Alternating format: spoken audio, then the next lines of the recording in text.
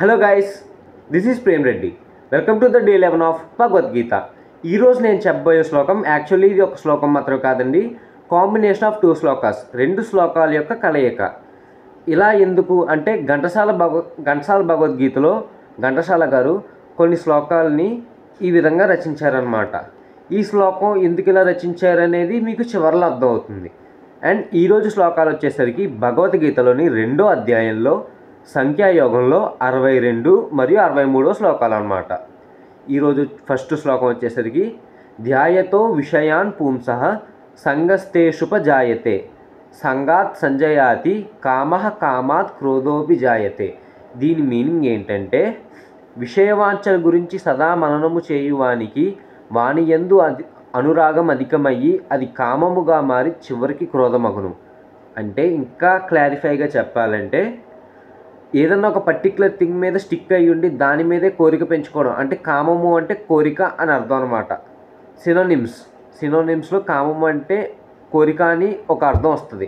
కోరిక పెరిగిపోవడం వల్ల ఒకవేళ అది మనకి జరగలేదనుకోండి, ఆటోమేటిక్గా ఏమవుతుంది, కోపం వస్తుంది అనమాట మనకి. సో అలా ఒక దాని మీద స్టిక్ అయ్యి ఉండడం వల్ల ఒకవేళ అది జరగకపోతే మనకి కోపం వస్తుంది. ఇది ఫస్ట్ శ్లోకం యొక్క మీనింగ్ అనమాట. క్రోధం అంటే కోపం అని చెప్పచ్చు. సెకండ్ శ్లోకం ఏంటంటే, క్రోధాత్ భవతి సమ్మోహః సమ్మోహాత్ స్మృతి విభ్రమః స్మృతిభ్రంశాత్ బుద్ధినాశో బుద్ధినాశాత్ ప్రణశ్యతి. దీని మీనింగ్ ఏంటంటే, కోపం అనేది అవివేకానికి దారితీస్తుంది. అవివేకం అంటే తెలివి తక్కువతనంగా ఉండడం అని చెప్పచ్చు. అవివేకం అనేది స్మృతి భ్రంశనకు అంటే మనిషి తన ఆలోచన జ్ఞానం విచక్షణ జ్ఞానం అనేది కోల్పోతాడు ఈ అవివేకం నుంచి. ఈ స్మృతి భ్రంశాత్ అంటే ఆలోచించలేకపోవడం నుంచి నెక్స్ట్ స్టేజ్ ఏంటంటే బుద్ధి పాడైపోద్ది మనిషికి. ఈ బుద్ధి పాడైపోవడం వల్ల మొత్తం మనిషి నాశనం అయిపోతాడు.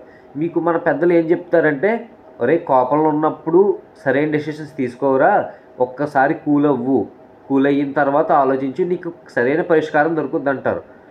కోపంలో మన మైండ్ అనేది సరిగ్గా ఉండదు, మన జ్ఞాపక శక్తి కానీ లేదా ఆలోచన విధానం కానీ సరిగ్గా ఉండదన్నమాట. సో మీరు చూసినట్లయితే ఫస్ట్ శ్లోకంలో మనం ఒక దాని మీద సెట్ అయిన దాని మీద కోరిక పెంచుకోవడం వల్ల అది కోపానికి దారితీస్తుంది. అది ఫస్ట్ శ్లోకం యొక్క మీనింగ్. సెకండ్ శ్లోకం వచ్చేసరికి ఈ కోపం వల్ల సైడ్ ఎఫెక్ట్స్ ఏంటి అనేది సెకండ్ శ్లోకంలో ఎక్స్ప్లెయిన్ చేశారనమాట.